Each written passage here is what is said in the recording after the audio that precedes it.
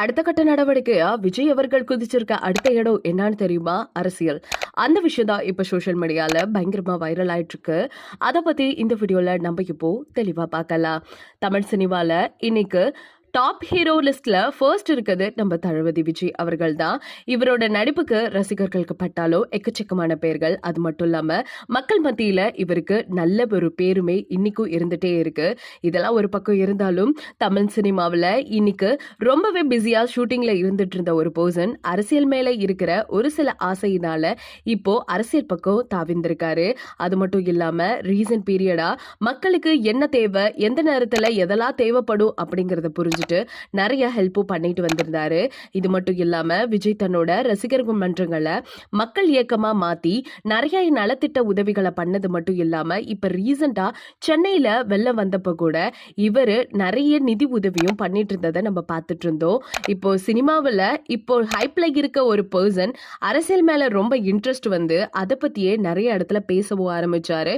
அதை பத்தி மக்களுக்கு இடையில வந்து ஒரு நல்ல பேரும் எடுக்கவும் ஆரம்பிச்சாரு. அதனாலேயே மக்கள் ஏராளமான பேர் இவர் அரசியலுக்கு வந்தா ஏத்துப்பாங்க அப்படிங்கிறது இதுலயே நல்லாவே தெரியுது. அது மட்டும் இல்லாம பாராளுமன்ற தேர்தல் இன்னும் கொஞ்ச நாள்ல ஆரம்பிக்க போற நிலையில நேத்துக்கு சென்னையில பனையூர்ல இருக்க விஜய் மக்கள் இயக்க தலைமை அலுவலகத்துல நடிகர் விஜய் அவர்கள் மக்கள் இயக்க நிர்வாகிகளோட ஒரு சின்ன மீட்டிங் வச்சிருந்திருக்காங்க.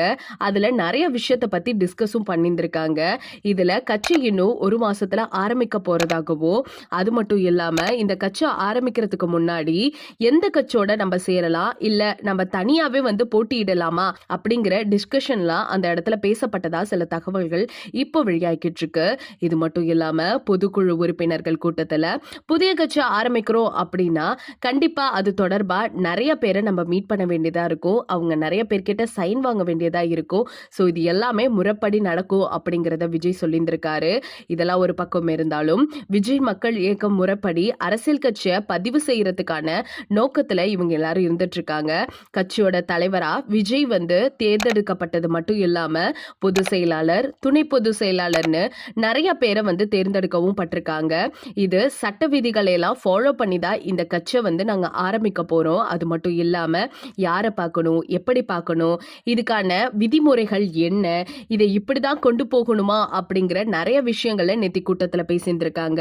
அது மட்டும் இல்லாம ஒவ்வொரு மாவட்ட தலைவருக்கும் ஒரு பத்திரமும் கொடுத்து அனுப்பியிருக்கதா சில தகவல் இப்ப கசிய ஆரம்பிச்சிருக்கு.